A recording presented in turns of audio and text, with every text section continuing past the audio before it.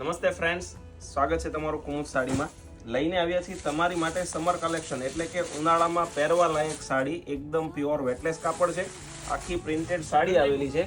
જોઈ શકો છો તમે, એકદમ હેવી લુકમાં પલ્લુ આપેલો છે, નીચેની બોર્ડર પણ હેવી છે ને આખું ડિજિટલ પ્રિન્ટ ટાઈપની વસ્તુ રહેવાની છે. તમે ઉનાળામાં આરામથી પહેરી શકો એ ટાઈપનું કલેક્શન રહેવાનું છે.